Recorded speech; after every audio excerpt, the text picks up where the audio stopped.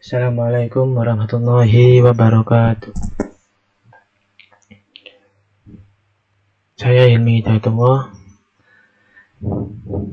dari Prodi Pendidikan Agama Islam kelas B1. Di sini saya akan menjelaskan tentang dasar dan tujuan ilmu pendidikan Islam. Sebelumnya saya mohon izin kepada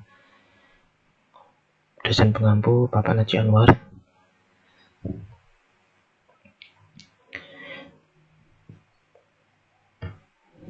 Yang pertama, dasar-dasar pendidikan Islam. Dalam kosakata bahasa Indonesia, kata dasar memiliki banyak arti. Di antaranya tanah yang di bawah air, bagian yang terbawah, dan lain sebagainya. Dan dalam bahasa Inggris, kosakata dasar merupakan terjemahan dari kosakata foundation atau fundament, yang berarti dasar atau landasan. Dari seluruh pengertian tersebut, bahwa kata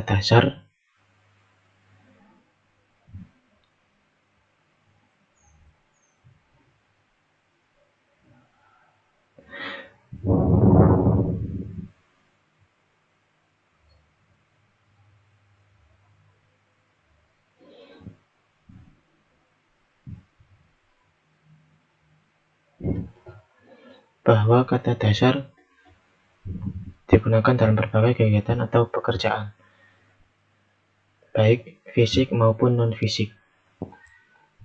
Pada intinya, berarti sesuatu yang berada di bawah, tetapi dari segi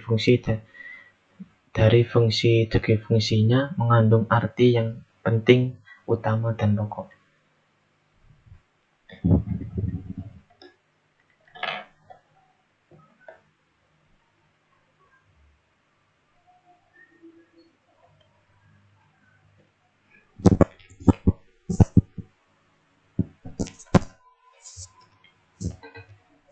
Selanjutnya, jenis-jenis dasar pendidikan Islam. Menurut Hasan Nanggulung, bahwa dasar pendidikan Islam terdapat 6 jenis, yaitu historis, sosiologis, ekonomi, politik, administrasi, psikologi, dan filosofis. Menurut Abdul Mujib dan Yusuf Muzakir, bahwa dalam Islam dasar operasional segala sesuatu yaitu agama. Sebab agama menjadi frame bagi setiap aktivitas yang bernuansa Islam. Dengan agama, maka semua aktivitas kependidikan menjadi bermakna, mewarnai dasar lain, dan bernilai ubudiyah. Oleh karena itu, dasar operasional pendidikan yang 6 di atas perlu ditambahkan dasar yang ketujuh, yaitu agama. Dasar pendidikan Islam dibagi menjadi 3 bagian, yaitu dasar religius, filsafat, dan ilmu pengetahuan. Yang pertama, dasar religius. Dasar religius sebagaimana dikemukakan Abdul Mujib dan Yusuf Muzakir adalah dasar yang diturunkan dari ajaran agama. Adapun tujuan agama yaitu memelihara jiwa manusia, memelihara agama, memelihara akal pikiran, memelihara keturunan, dan memelihara harta benda. Dengan demikian, dasar religius berkaitan dengan memelihara dan menjunjung tinggi hak asasi manusia, serta memelihara moralitas manusia. Yang kedua, dasar filsafat Islam. Dasar filsafat adalah dasar yang digali dari hasil pemikiran spekulatif, mendalam, sistematik, radikal, dan universal tentang berbagai hal yang selanjutnya digunakan sebagai dasar bagi perumusan konsep ilmu pendidikan Islam.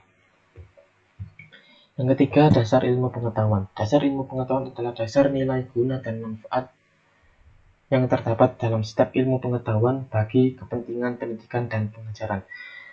Di dalam uraian tersebut tentang epistemologi ilmu pengetahuan tersebut dijelaskan bahwa setiap ilmu pengetahuan, baik ilmu pengetahuan alam maupun ilmu pengetahuan sosial, memiliki tujuan dan manfaatnya sendiri-sendiri. Dalam hubungan ilmu dengan ilmu pendidikan, berbagai manfaat dan tujuan ilmu pengetahuan tersebut dapat diuraikan sebagai berikut. Yang pertama, ilmu psikologi. Yang kedua, ilmu sejarah. Yang ketiga, ilmu sosial dan budaya. Yang keempat, ilmu ekonomi. Yang kelima, ilmu politik. Dan yang terakhir, ilmu administrasi.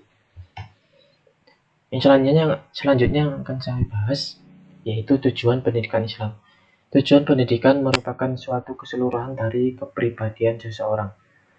berkenaan dengan seluruh aspek kehidupannya, dan tujuan pendidikan bukanlah suatu benda yang berbentuk tetap dan statis.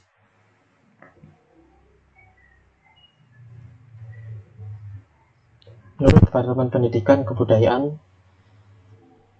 tujuan ialah arah, haluan, atau yang dituju. Menurut Zaki Derajat, tujuan ialah suatu yang diharapkan tercapai setelah suatu usaha atau kegiatan selesai. Karena pendidikan merupakan kegiatan yang berproses, maka tujuannya bertahap dan bertingkat. Tujuan pendidikan merupakan suatu keseluruhan dari kepribadian seseorang berkenaan dengan seluruh aspek kehidupannya.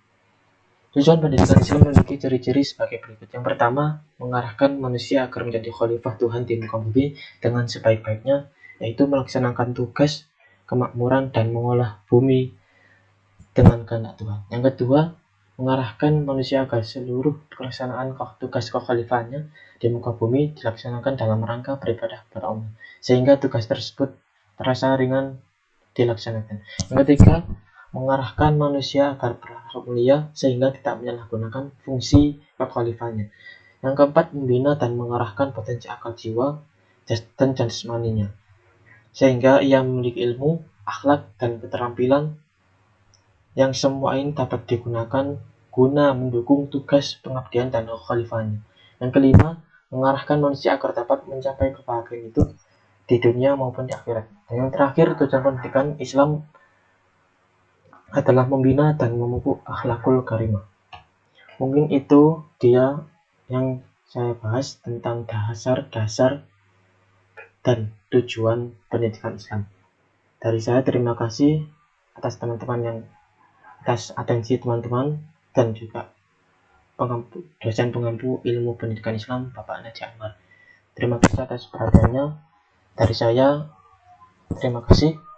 Apabila ada kesalahan mohon dimaafkan. Billahi fi sabilillah. Astagfirullah khairan. Wassalamualaikum warahmatullahi wabarakatuh.